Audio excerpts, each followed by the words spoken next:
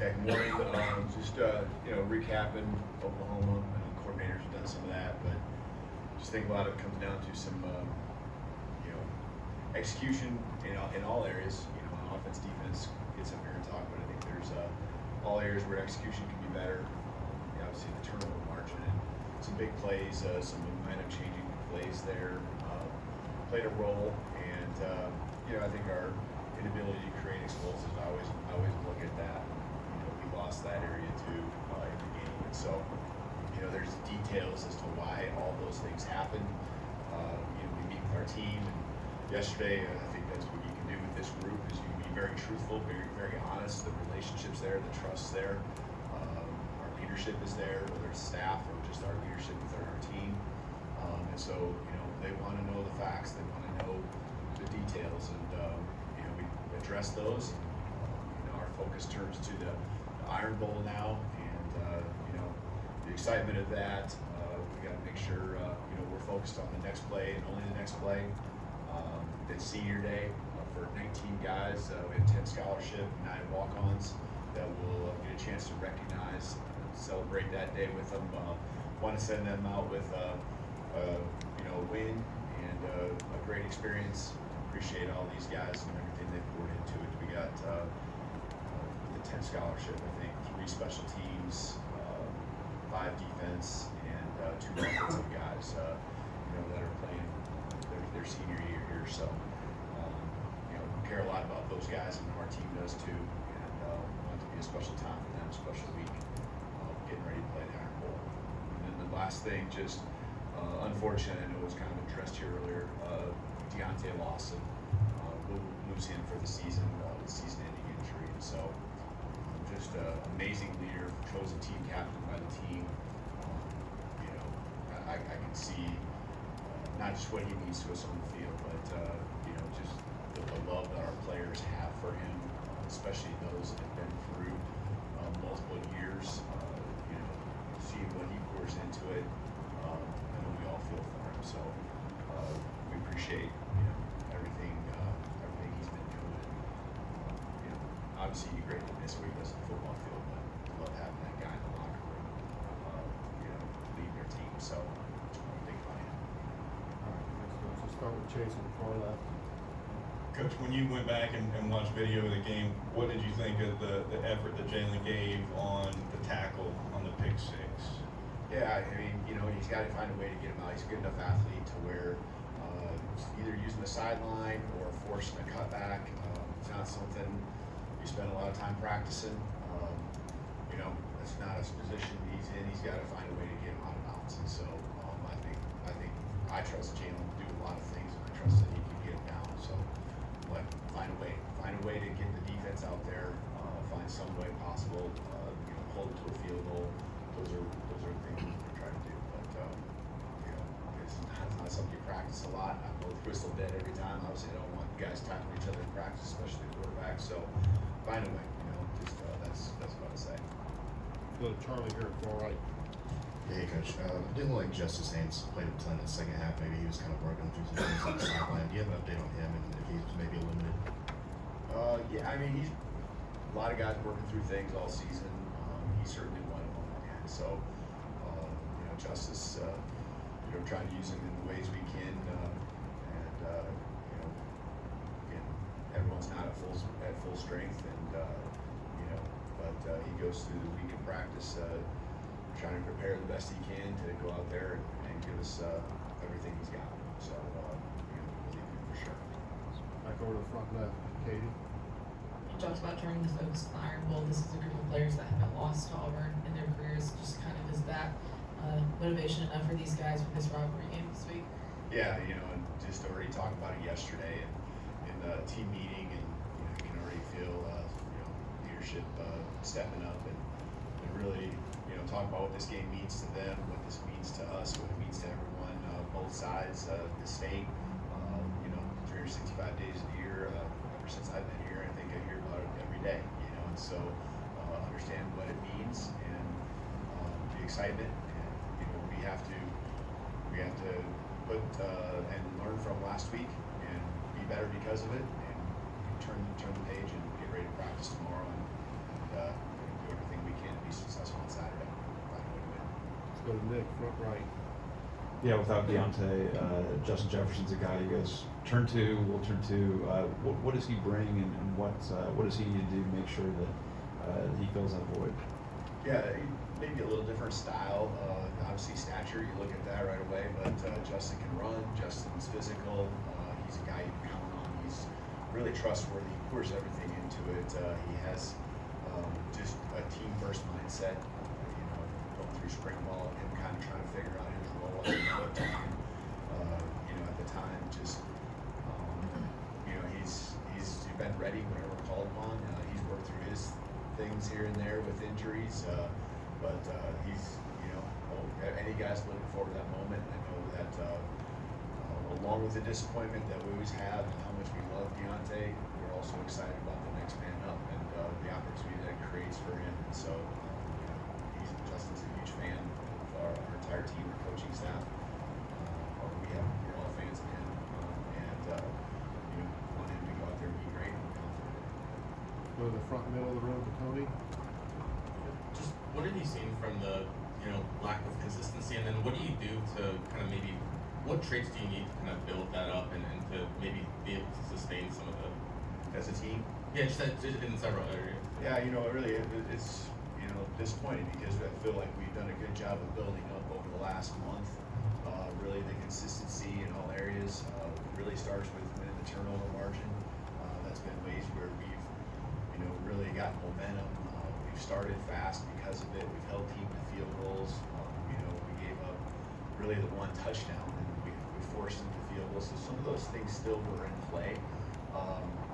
We didn't have that momentum that you need. We went into an environment. We let the environment be what it was because we didn't grab a hold of it like we did at LSU, and kind of took over the place. And so we let them hang around through the first half, and then obviously they got the score at the very end. And then a couple plays, right? The takeaways that they had, or the turnovers on our part, really spinning the game there. And what your focus is at that time when you're in the middle of the third quarter. Spoke to coaching staff, and then passing it on to the team is just try to find a way to get one more score here at the end of the third quarter. Try to make it a two-score game, and if you get 10, and cut into it even more if that's what your goal is, and give yourself a chance to where you're competing.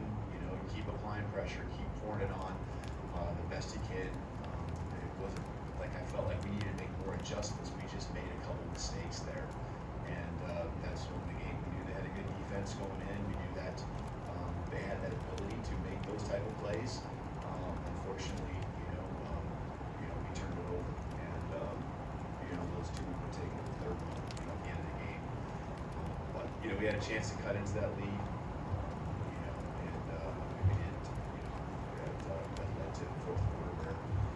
Kind of trying to find any way to get explosive plays, a lot of passes, that pretty much one mention that is Go to the far left, Colin.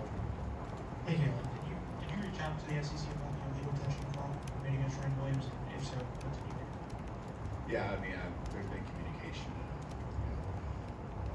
There's nothing you can really do now, right? The game's over and stuff, so you just got to be comfortable with the communication that you have. And that's been the case with the SEC. And you just move on and focus on the Iron Bowl. Alex on the right. You've obviously got to finish out the regular season this week, but you got signing day the week after that. Transfer portal opens up the week after that. I'm curious how much time is spent on roster management right now, and are conversations with the current roster and the retention piece of it already happening? Yeah, I think that's one thing with our staff that just, the relationships that exist. I think those little conversations that happen periodically, we might have different times with different guys,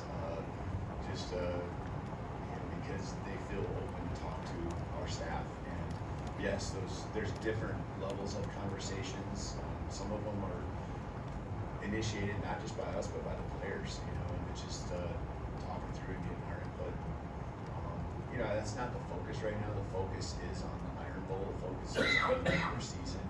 But I think just in the sidebar conversations, them looking to our staff as mentors, and they have their families, they have people that they go to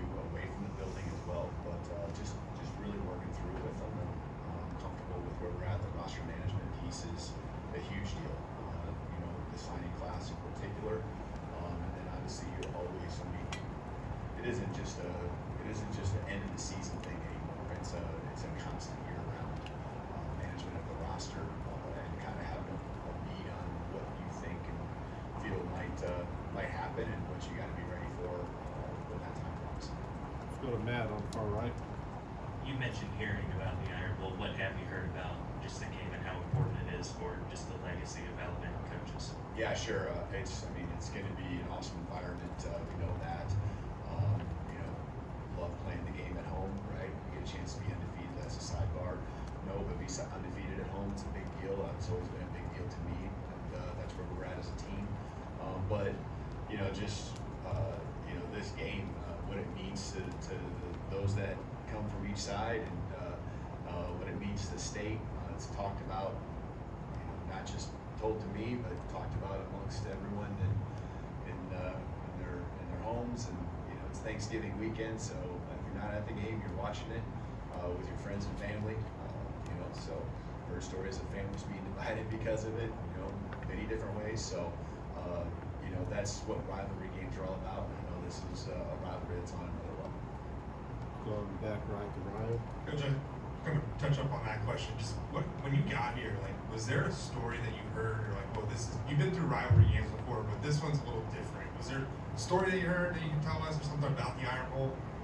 I mean, not that there's a particular story or something that's just off the wall. I know those all exist, but I understand what took place a year ago, and what it took to win that game, and that's, I think, probably pretty reminiscent of what both sides are looking at as far as the effort it's going to take, and playing for 4 quarters, playing every second, every play like it's your last. So that's the intensity of it.